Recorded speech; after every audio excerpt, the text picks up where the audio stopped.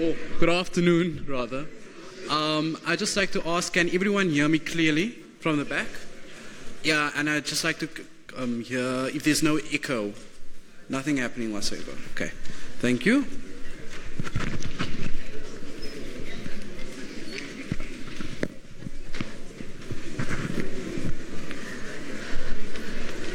Good afternoon, ladies and gentlemen. I'm DBC Lange. I'm responsible for teaching and learning at the university, but it's not my fault if the degrees are not good, which are very good. You can hear me. Okay, let's start again, and let's see where you can understand an accent that it is not English. Might be that the problem. Good afternoon, ladies and gentlemen. I'm DBC Lange. I'm employed by this university to take care of teaching and learning, and that means fundamentally the undergraduate degrees that the university offers. And it is my privilege today to be here to introduce to you Judge Dennis Davis. Of course, you are all here because you want to listen to him, so in a sense he doesn't need an introduction. But this is a university, and it is the rigor that we have to introduce people with their CVs, which is very nice in any case. The first thing that I would like to say about Judge Davis, who is also Prof. Davis, is that he belongs to UCT in two capacities. He is an alumnus of the university, but also he is an emeritus professor of the university, of which we are very, very proud and happy. But also he was educated in Cambridge for good measure. He's been teaching at UCT in 1977 and was appointed chair of commercial law. And as you can see, he has a long career in this area of commercial ambits. Between 1991 and 1997, he was director for the Center for Applied Legal Studies at Wits University. That was the competition. That was a blip. He held a joint appointment at Wits and UCT that was a bit better between 1995 and 1997. In 1998, as you all know, he was appointed judge of the High Court, and 2 years later he became president of the Competition Appeal Court that has done some magnificent work for the country. He has continued to teach constitutional law and tax law at UCT, where, as I mentioned, he's an honorary professor. He's a member of the Commission of Inquiry into the Tax Structure in South Africa. He's technical advisor to the Constitutional Assembly in terms of negotiations and the interim and final constitutions. And you also, if you do not know his judgments, you must have seen him in the TV. Because he also made a very important contribution to public debate and discussion in the media. So I hope that you are going to have a very enjoyable hour. Certainly I don't think that I could spend the next hour better than listening to what Judge Davis has to say. So please help me giving him a good round of applause.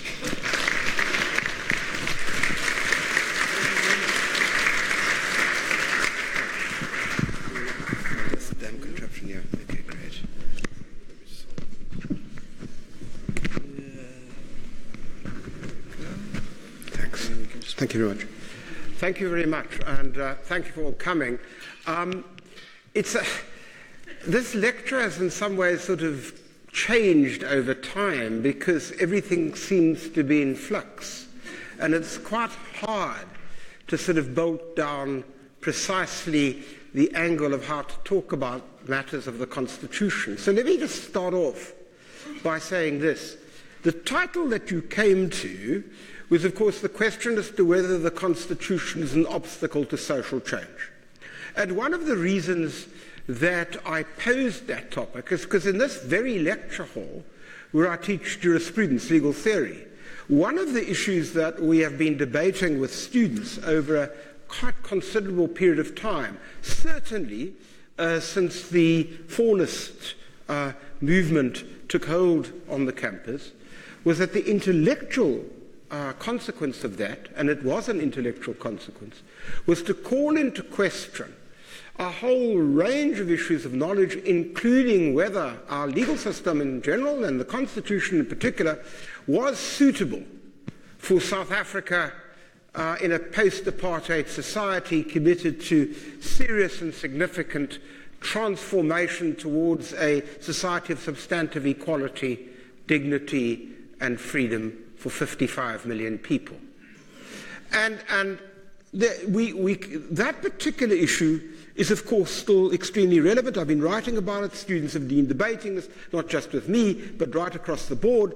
Students, in fact, I think quite correctly and properly, when there's not, some of the other stuff that occurs, but I'm talking about the intellectual component thereof, have been questioning a whole range of these issues, and it seemed to me appropriate to pose the question, does the Constitution constitute an obstacle to social change? And all of you will know, one way or the other, that there's been a very big debate about whether Section 25 of the Constitution, the Property Clause, was in fact and is an obstacle to significant land reform in South Africa during the past 20-odd years and now. And I will talk about that, but let me just make a rather broader point. Because over the last little while, I've been struck by a burgeoning literature which has not just taken place in academic life, but I'll give you a reference in somewhat more popular media, and that is the question as to whether constitutional democracy has run its course in the world, not just in South Africa. Let me try to explain what I mean. In many countries today, the idea of a constitutionally entrenched democracy in which at least two fundamental principles adhered to the governance of a country was prevalent when we became a constitutional democracy in 1994. In particular, the obligations of a state to both promote and safeguard the dignity and the liberty, and in many cases, the substantive equality of all its citizens, all people who lived in that country. The second principle was that all law and all power, all exercise of public power in particular, was subject to rules of law. And you could not simply just decide, whoever you were, even if you were democratically elected, to do something which was contrary to the precepts of law. And in 1994, when we became a democracy, at a time which is now hard to believe, we were the really poster child of the democratic world. We have certainly changed a little bit if you follow Mr. Greasy. Right? There's really a case of Mr. Greasy versus the greedy, but of which Mr. Greasy falls into that category as well. We are in a rather pathetic state, are we not, when we have to listen with bated breath to someone quite as revolting as that to tell us what is happening. But be that as it may, let us not look gift horses in the mouth. But the point that I'm making is in 1994, that's where we were, and the world was in that position. In 1994, if you looked at constitutional development throughout the world, whether it be Latin America, whether it be Eastern Europe, whether it be parts of Africa, constitutional democracy in terms of those two fundamental principles that I outlined to you, the protection of dignity, equality, and freedom for all, the fact that all power was susceptible to law and to be accountable to law, those were, as it were, if you wish to use the fancy word, hegemonic. They were dominant features of how one evaluated our world. Fast forward 24 years. Not just South Africa.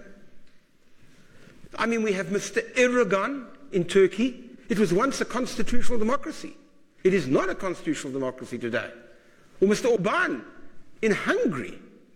Or the Venezuelan example, much loved by certain populist politicians in South Africa. Right? Venezuela. We can like Brexit. It does seem to me that there's a serious tension within the United Kingdom about, as it were, parliamentary democracy at the very least, and what apparently the people were supposed to have voted for in 2016, which seems to be interpreted as it were more lavishly than a James Joyce novel. But the point about it is that there's pressure there. And then we don't have to mention, do we, Donald Trump. I mean, Donald Trump is the personification of what I'm talking about. So that throughout the world, whether it be in the United States of America, where Mr. Trump does not believe in the rule of law, and certainly doesn't believe in the kind of constraints which have been placed upon previous presidents because of law, or whether it be in Turkey, or whether it be in Hungary, or whether it be in other parts of Eastern Europe such as Poland, or whether it be in Zimbabwe, which is just right next to us, or some of the other Latin American countries which now quite clearly will include Brazil,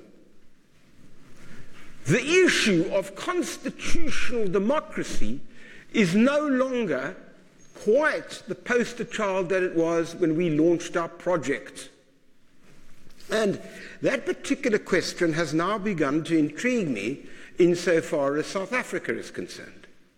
Because it seems to me, at least in a superficial glance, but further than that, that our country is certainly not out of the woods when it comes to the question of whether we should be a constitutional democracy. It is true that we are led by a constitutionalist.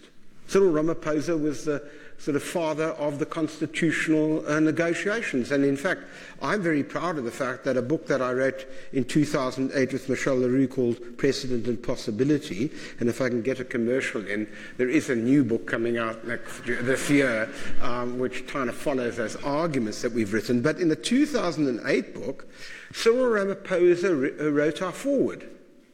And I know for the fact that he wrote it himself. I didn't use people to write it for him. He wrote it himself. And if you read that forward, it's a really very, very interesting commitment to the idea of constitutional democracy. But whether that holds true for our society as a whole is something I would like to explore with you, because it seems to me that that can answer a question which we posed and why you came here, which is whether constitutional democracy is an obstacle to change, or what is it?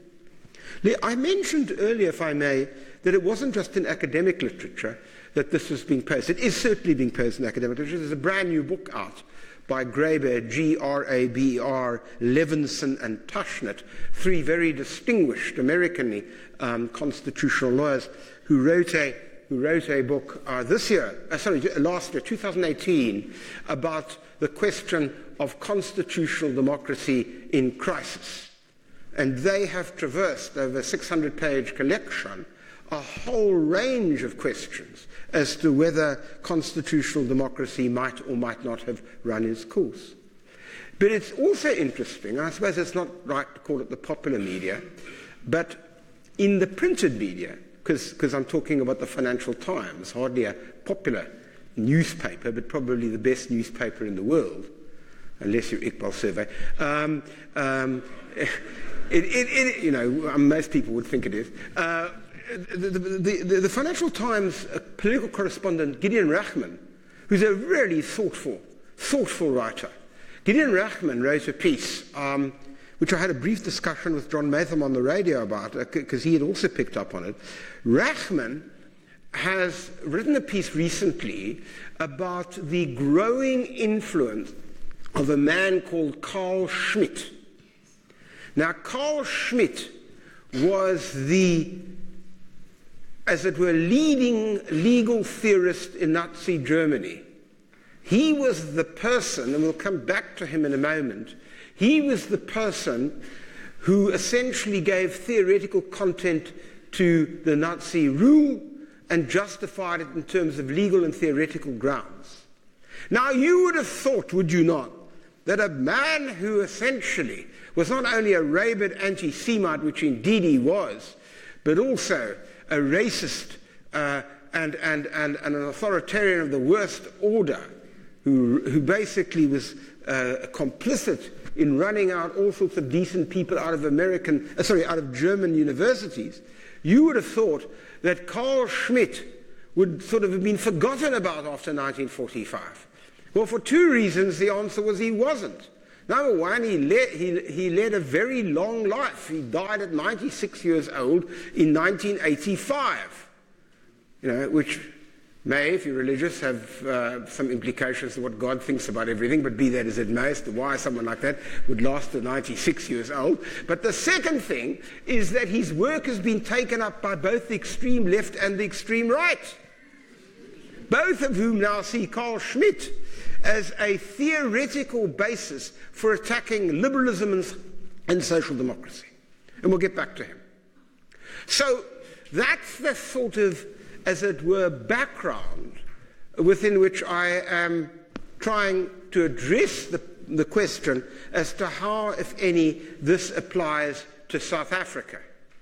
And of course, we would be naive, it seems to me, just if I could make the first preliminary point, naive, it seems to me, to think that simply because things happen in other parts of the world, they don't affect us at all. You only have to listen to Mr. Trump to kind of work out that so much of that discourse is within our own discourse. The fundamental proposition of make America great again actually means make America white again. That's what it means. Now, what that means is that for Mr. Trump, fundamentally, the nation consists of them and us. And there have been strains, as I'll come to, in South African public life, of them and us. How else do you explain references to Indian cabals within the ANC? People like Pravin Gordhan, who were brutally tortured by the security police and given their life to essentially a transformative vision of South African society, and then being subjected to unbelievable torrents of racial and racist abuse. It is true, therefore, that some of these questions we have to ponder about and ask ourselves, is it so that this broader climate has had an influence on South Africa? But perhaps I'm going ahead of myself. And let me try, if I can, to suggest to you a set of reasons given as to why we've come to this pass. In other words, why is it that to some considerable extent many leaders now argue that they were democratically elected and therefore they should be allowed to get on with their job and they should not be constrained by constitutions or other legal frameworks within which they are compelled to operate, that this is against democracy, that it's against the will of the people, or the Volksgeist, if you wish to use the German term. And I'm going to refer here to an article by Kim Scheppel, and I'll spell the name in case you want to read it, because you can by simply Googling her. K-I-M is her first name, Scheppel, S-C-H-E-P-E-L-L-E, S-C-H-P-E-L-L-E. And she's a professor of social theory at Princeton University. And she's written as one of the many academics on the particular topic that I'm engaging with you this afternoon. And she says, well, why have we come to this pass? Well, firstly, there's been, perfectly obviously, an increased set of bad electoral choices. Whether that be Mr. Orban, whether it be Mr. Erdogan, whether it be Mr. Mnangagwa, whether it be Mr. Trump. These are hardly the kind of choices that sort of liberally committed or socially democratic people would have wished. Secondly, she says, there has been at the same time radical political polarization. And that is also true. That in a sense, any kind of post-Second World War social democratic consensus has imploded. And in a way, if you wish to use John Rawls's idea of an overlapping consensus, that somewhere along the line we can agree about some fundamental sets of principles, well, that no longer is true. And there's been increasing radical political polarization, she says. Thirdly, there's the inability of the party political system to handle shifts in voter preference. Now that's got to be true. You can argue about the other two, but if you just look at the British system, I mean, a system which is now graced, I suspect, unarguably, by the worst Prime Minister and worst leader of opposition that Britain has ever had, right? And parties who don't know what their voters may think, should think, could think, they don't know what they should think. And so you've got a complete disjuncture between what people may think in Britain and, on the other hand, what political parties are promulgating in the Houses of Parliament. And how much more so does that apply in, for example, the United States, where Mr. Trump's ratings sort of hover between, say, 39 and 41%, which goes to show you, sort of reminds me of that very old joke of the most eminent Justice Greenberg, who, presiding over a criminal trial once with a jury system, was convinced the person was guilty. And when the foreman came in and Greenberg said, "What is your verdict?" he said, "We found the accused not guilty." He said, "Really? On what ground?" Said Greenberg, totally improperly, but he was so shocked, to which the answer came back on ground of insanity, to which Greenberg said, "You mean all 12 of you?" Right? And so why that came to mind, ladies and gentlemen, was because, it sort of convinces me that 39 to 41% of America are clearly insane. I mean, but they consistently support Trump. And then we've got the 59 to 61% of people who kind of drift over a whole range of issues. And as you know, constantly being debated in the United States of America at the moment is where the Democratic Party should position itself, whether it should be on the left, in the center, and so on and so forth. So there's a real misalignment, and there certainly was in the last election. And you can't explain the fate of Hillary Clinton, even though she won 3.5 million votes more than Donald Trump. You can't explain the fact that somebody like Trump could actually get into the White House unless there was some massive misalignment between the campaign and what people might or might not have been thinking. We know that now because we've seen the research in relation to, in the main, white disgruntlement. But it goes further than that. Then there is, of course, the whole question of economic policy, which in a global world is problematic at the best of times, and certainly can't ever develop any coherence when you're having rotations of political leaders. If you go to the United States of America, Mr. Trump's single biggest policy principle seems to be anything Obama did, I'm going to do the opposite. And so there's a question of how do you ever develop any coherence in a global world of increasing inequality and immiseration for billions of people around the world. And when you looked at you might have seen the latest Oxfam statistics, which showed that 26 billionaires command more resources than half the world's population at the lowest end. You realize we are dealing with monumental levels of inequality. And then there's also the question that the political system has never really realigned after the traumatic economic shocks of 2008. That, in fact, there's been no real, certainly on the moderate left to the real left, to take that example, there's been no coherent attempt to understand how to transcend the economic shocks of 2008. The best that could be done, and Scheppel, I think, is correct in this, was that everybody suddenly became Keynesian. And it's true that, when I look at my rabbis in this regard, Rabbi Wolf and Rabbi Krugman, both of them are really Keynesians in many particular ways. There's nothing novel here. This is not like 1930-odd when Keynes comes out with a dramatic new paradigm which in a sense allows Roosevelt to develop a New Deal. We are not dealing with, in a sense, coherent responses to economic shocks in the way we did. And on the right, certainly that's true too, because all they do is say, well, we reduce taxes. Well, we know what's about to happen. There's going to be another shock of some sort, and we know why. Because with huge deficits running up, and with it was perfectly clear that as the Krugmans, Wolfs, and others suggested quite properly, most Nobel Prize economists did, that when you were going to reduce taxes, that wasn't going to, in a sense, trickle down to the poorer people. In fact, it was just simply going to be used for recapitalization purposes. So then there's been a politicization of the judiciary. And what Scheppel is talking about worldwide is the way the judiciary has, in a sense, been called into action more and more to deal with the failures of politics, where people run off to the judiciary to say, can't you sort this out for us? I'm not stressing at the moment, I'm not talking about South Africa. I'm still on Scheppel's analysis of why constitutional democracy is under pressure.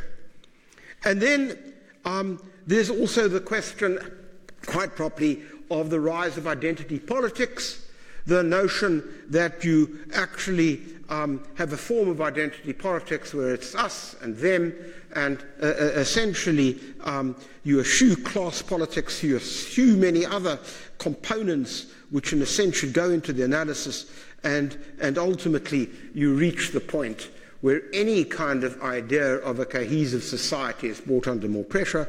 And finally, she suggests corruption. Which, of course, now she's talking, again, we'll get to South Africa. We're going to get there. But the fact is, what she's talking about is a general sense of corruption of politicians and politics the world over. And that, it seems to me, and her line of argument is that all of those put together, not one singularly, if you put them all together, you start to tease out an explanation for why the principles of constitutional democracy are increasingly unattractive to many within society. What I want to do now is to say, well, let's take those just as a basis for a kind of conversation. I'm not suggesting that they're the only ones, and I'm not suggesting that that there aren't other principles that we can take into account. But let's look at them as a conversation for asking ourselves, what does this mean for constitutional democracy in South Africa? Okay, so let's go through them. Unquestionably, there's been increasing political polarization. There is no doubt about it that we have seen over the last few years in South Africa levels of a kind of extremism. I accept that on the white side, some extraordinary racism of the most depressing and terrible kind. And then you've had politicians such as the EFF and others who essentially, I don't quite know how to describe it, but it's a kind of radical populism which really I don't consider to really worry about poor people. It's a totally different kind of politics. We'll get back to why I say it's not about poor people in a moment. But what it is, it's certainly, there has been a fissure. And there's certainly, with parts of the ANC, that the kind of Mandela Sisulu ANC, which did truly believe in a non-racial, non-sexist, non-homophobic society, and we must take all of those together, that is really under pressure at the moment.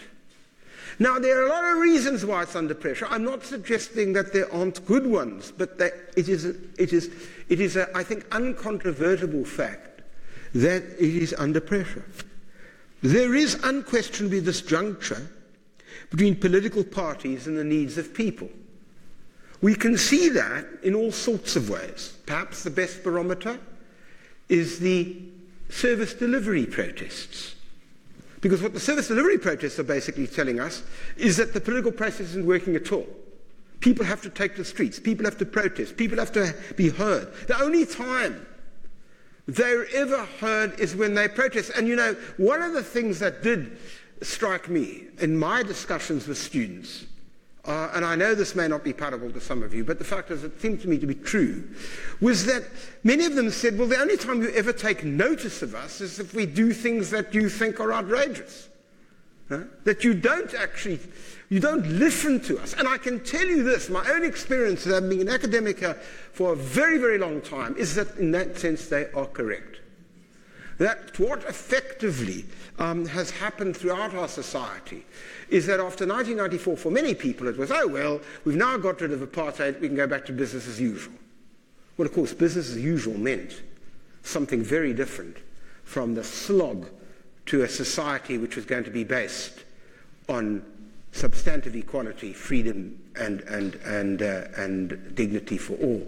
And I do think that there is a disjuncture in all political parties. It's not for me as a judge to say which one's better than another, that's not my job.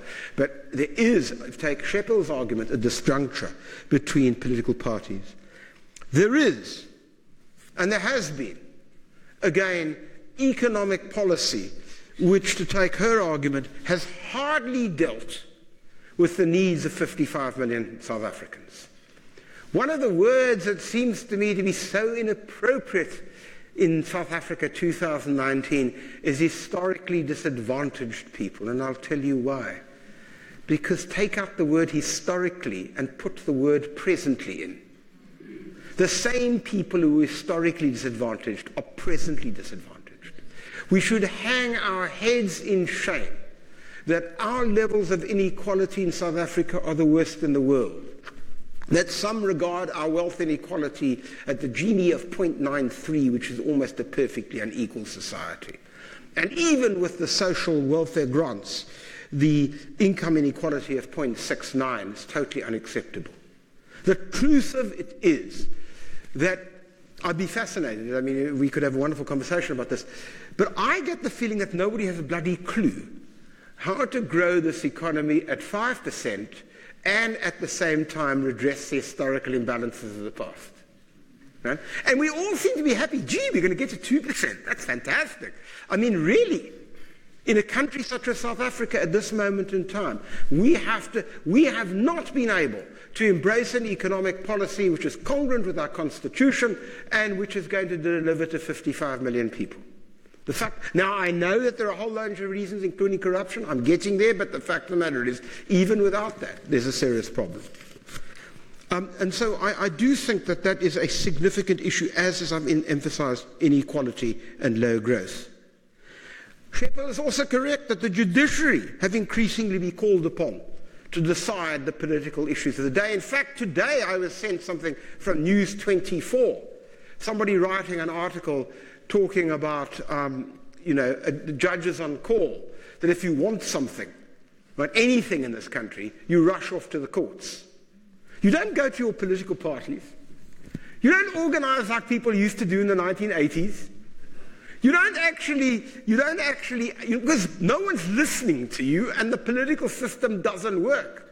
Well, now, of course, if we start to ask ourselves significant questions, thanks to Mr. Greasy, we're starting to understand why the legislature doesn't exercise any oversight over anybody. But the fact of the matter is that the judiciary has increasingly been called in to deal with all manner of issues. In fact, when I talk to academics in other parts of the world, they're amazed. They say, is there nothing that you judges don't have to deal with? And the answer is probably not. It seems to me you can, in this new book we're writing, we sort of found out 45 cases that went to the Supreme Court of Appeal and the Constitutional Court over the last 5 years, all of which were political in nature, all of which generally in a different world would have required political resolution rather than some legal adjudication. And so I think that, and that does call into question constitutional democracy, because the fact is, who the hell are you unelected judges? And from time to time, we've seen that. And then the next point, of course, is the levels of corruption, which are simply breathtaking. There is no other word for it. And I think we've become so immunized as a population, that where is the sort of level of protest that one would expect. It's interesting. I read an article recently about America and the shutdown, and the author, I think from the New York Times, was making the point, and a really good point, of saying if there was real political activity here, people would be out on the streets saying it is outrageous that in fact the whole of the federal government has been shut down because of one man's insane policy. I mean, this is outrageous, and yet people aren't doing it. And in South Africa, yes, we've had protests from time to time, but even if Mr. Agreezy's evidence is 30% correct, it is an extraordinary litany of the erosion of constitutional democracy in South Africa and of the use of resources for exactly the opposite purposes for which they should have been meant. And now we've discovered, it's not just the Guptas. On the ATP corruption rankings, Mr. Watson has now moved up the rankings and he's chasing Mr. Gupta. I mean, it is just incredible. Right? And that's coupled to the final point.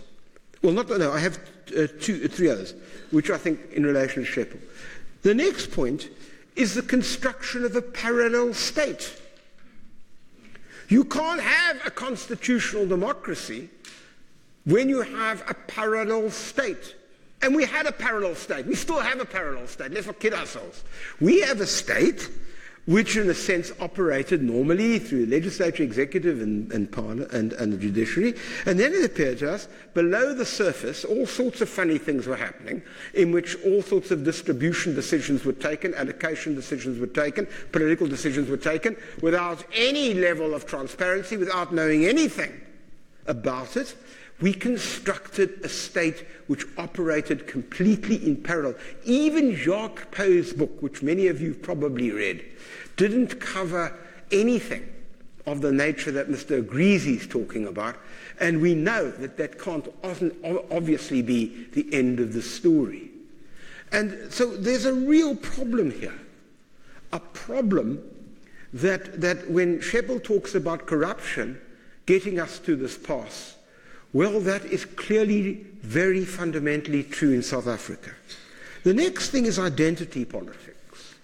The idea of how you use identity to shore up political power. And I'm going to refer here to a passage from those most distinguished social anthropologists, Jean and John Komaroff from Harvard, although they are ours because we exported them, sadly, to the United States of America, or they imported them.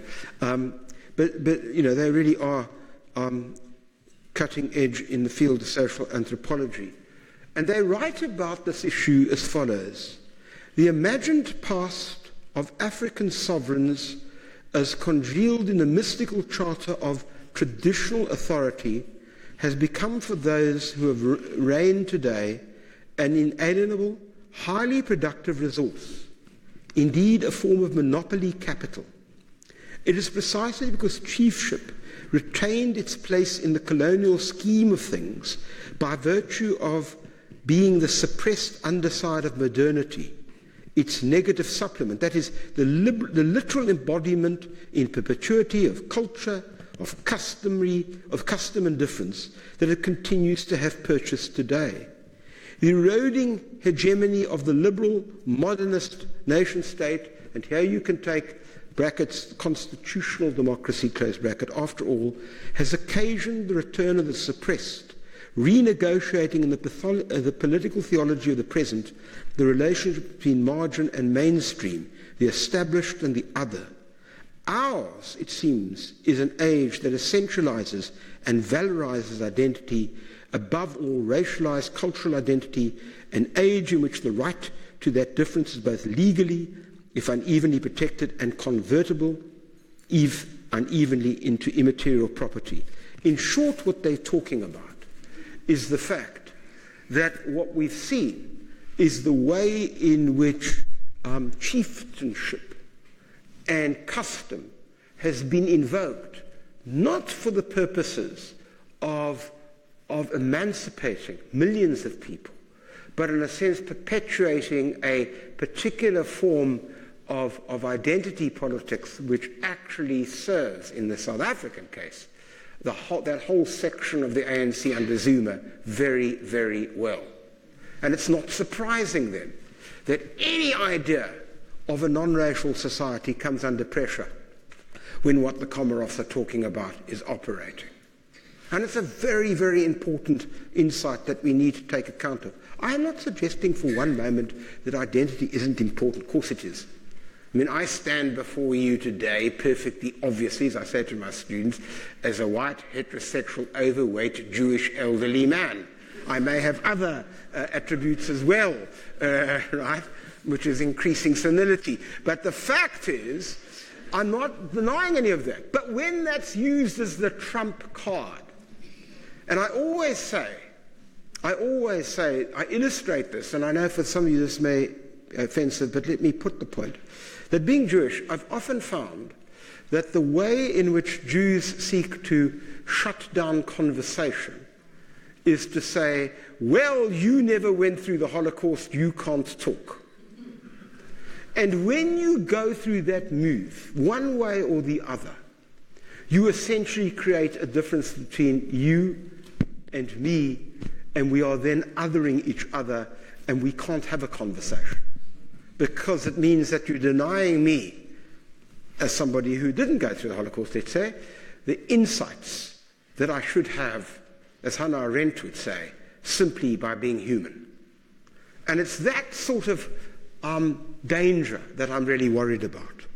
And then finally, if I may, there's the question in South Africa of constitutional design, which unquestionably had an effect on all of this.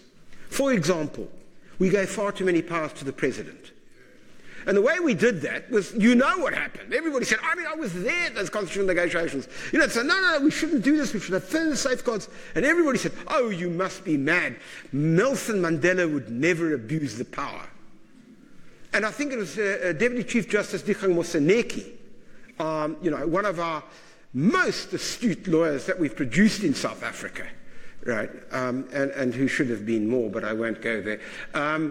The fact is that he pointed that out, I think quite rightly, that we concentrated power without thinking of the worst case scenario rather than the best case scenario. Our opportunity at the moment is not to think about Cyril Ramaphosa. It's to think of what happens if you get somebody who's not a Cyril Ramaphosa. How do you safeguard these particular powers then? The separation of powers doctrine has been almost non-existent in South Africa. Now we know why, because if we go back to Mr. Greasy, if you're going to corrupt politicians to essentially not do their oversight job, then you can't have separation of powers, because you can't then have one particular body of the state supervising another or holding another accountable. If you want to see how separation of powers works in circumstances where it may create gridlock, but it certainly creates a sense of constraint and power, look at Nancy Pelosi. Right? Now, we didn't have anything like that. We just said, ole, in you go, and take as much as you like whilst you're on the way. That was the problem. And we certainly have had, related thereto, is a structural weakness in the system. Because what we developed was essentially a strange combination of a prime ministership with a presidency. In other words, what I mean by that is, the president of South Africa is elected by the majority party. Right? Not elected directly. So the result of which is, firstly, that means that when he's elected by or she, but if, in the case so far it's a he, elected by the majority party, what then happens is that the caucus then essentially has to follow their leader. It's very different when the president is elected directly and the politicians then have a level of independence and a separation of power, such as the United States of America, where, in a sense, they're not totally coupled at the tote with the president. But if you are in the system that we are in South Africa, it's no different really from a Westminster system. I mean, really, are you going to actually stand up and contradict your leader, being your president or your prime minister in open parliament? Yes, I know they do that with Theresa May, but then you can't blame them on that. But what I'm saying much more importantly than that is, it clearly created a structural weakness. And then finally, the weakness of the legislature was that they are accountable only to the party bosses. And the Slubbert Commission, which had urged South Africa to look for some hybrid system where part of the people would be elected through constituencies, so that you and I could actually have a say over our MP. And if our MP didn't, in fact, hold Parliament to account, we would have some role in being able to kick him or her out. That doesn't apply. And it's sad that that hasn't been embraced by all the political parties. So what I'm saying, in short, is that the South African conditions unquestionably have led to an analysis which is not a million miles removed from what is going on in other parts of the world for all the reasons I've advanced. Let me make two final points, because I'd like to just take 10 minutes to give you opportunity for questions or things that you disagree with me on. Let me try to go back to the Carl Schmitt point, because it's also relevant. You see, Carl Schmitt, he argued, to a large degree, he made two fundamental claims. His first fundamental claim was that the leader, if he's democratically elected, people have put that on, the leader is best placed to know what's in the interests of the nation. And don't think that you haven't heard that in this country, both before 1994 and sadly more recently. Right? We know what's in the best interests. Now, once you've got that, if you say, I'm democratically elected, you elected me. You elected me to basically promote your best interests. Well, of course, that's exactly what happened with Hitler, but the question is that Schmidt's line becomes attractive then to anybody who's arguing, whether it be in the old Soviet Union, in Eastern Europe, in other parts of the world, it becomes attractive to say, I was elected and therefore I know what's best. Donald Trump's doing it all the time. Right? Basically, to hell with everything else. I know that you need a wall. You elected me to build a wall, and therefore I'm going to build a wall. And I know best. And of course, when you have somebody of Mr. Trump's breathtaking venality, then, a friend of mine, Benny Rivers, talks about certain South Africans, who I won't mention names, who are the world's greatest optometrists, eye specialists. Mr. Trump is unquestionably the world's greatest eye specialist in the world. But that's the one. Second claim Schmitt makes is you can't have a nation if there aren't those who are in the nation and those who are out of the nation. Schmidt's whole argument for Nazi Germany was with Germans and with a German society, and if you have a German nation, that meant Germans. It didn't mean others. And you couldn't define Germans unless you could define people who were not Germans. Well, of course, that's exactly what South Africa under apartheid was. 5 million people were citizens and the rest of the people were not citizens. Which is why for years they were called non-whites, non-people. Right? So we've got that history. And that history continues throughout the world. The question is, make America great again, precisely reinforces that idea of us and them. And when I hear the sort of racist rhetoric that I do in South Africa on all sides of the extreme spectrum, it makes me very anxious.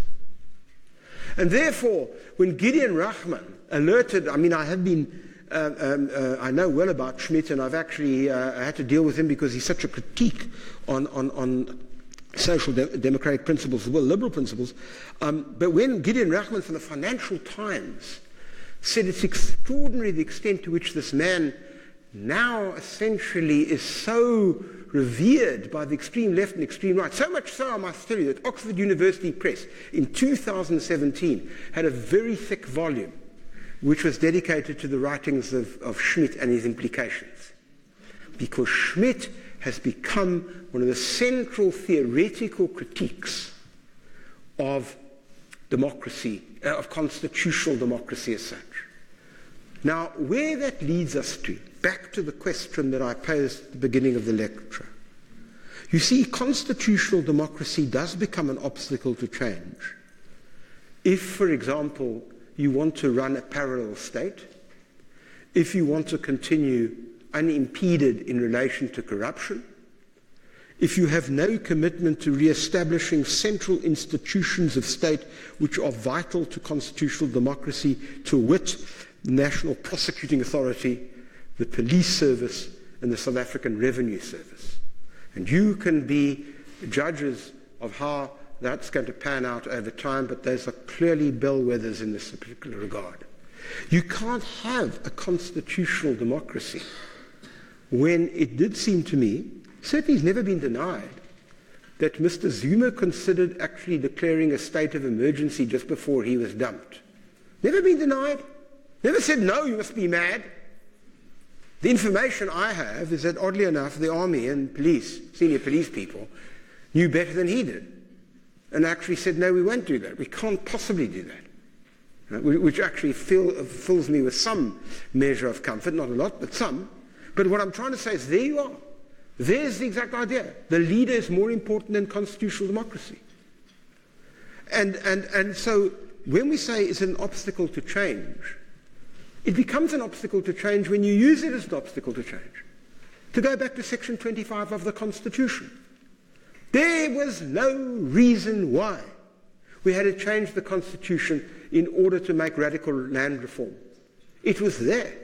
If you looked at the carefully crafted wording of the section, it basically allowed government to make significant moves in regard to land reform, which did not require, in all and every case, a question of compensation at market value. Now, before you all get hysterical and worry about whether you're Constantia or Clifton Homes, in my case, my much more moderate Milnerton home, which nobody would really want, I should tell you that wasn't the idea at all.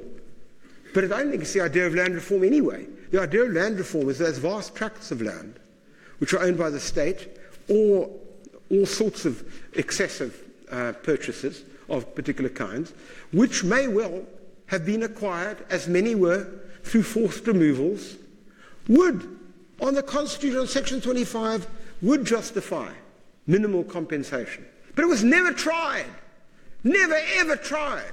So the fault's got nothing to do with the Constitution, because it was never tested. I can certainly accept that all of a sudden, if like in India, where the Indian Supreme Court chucked out a whole lot of land reform on the basis of the Constitution, I can then say, okay, I will understand you need to change this thing. Now, when you start looking at that, when you start saying it's the Constitution's fault, it's the Constitution's fault that we haven't been able to address issues of inequality, the argument has got nothing to do with the Constitution. It has to do with the fact that we've developed economic policies which failed, as I come back to over and over again. And it comes back to the fact that we've literally led billions of rand of corruption to take over. So let me give you a simple example before we conclude. I mean, we put up VAT by 1%. I assure you it wasn't the thing that was done lightly. There was a lot of agonizing about it for the obvious reason that it does hit poor people more than wealthier people. But the truth about it is, when you have a South African Revenue Service, just to set one example, which undercollects significant amounts of money, 30, 40 billion a year, and when you know, because you can do the modeling, that that's not attributable in the main to decline of economic activity, it is attributable to a decline in tax morality and inefficiency on the part of SARS under Mr. Mayani. And if you simply take the yardstick that if we'd had a more efficient SARS, we probably would have collected 15 to 18 billion more, we wouldn't have had to put up VAT. So that's a simple illustration of how on earth it is that you get to a point where the poor are the ones who bear the real costs of corruption. And it's got nothing to do with the Constitution. We made a choice. I heard Pravin Gordhan say this when he was the Minister of Finance. Yes, we could have free tertiary education in a sensible fashion for all who deserve it, or we could have more corruption. Country made a choice. Right? And that's the reality of it. And it's those questions that we have to answer. And so then finally, just to say this, that the reason, if you ask me, what is the most fundamental threat to social change in South Africa, it is all the factors that I've tried to outline. But I will make this final point. You cannot have a constitutional democracy like ours to endure for another 30, 40, 50 years simply by asking the judiciary to keep it going on its own. And that means somewhere along the line, that constitution has to be shown to work for 55 million people. And when I mean 55 million, I mean 55 million.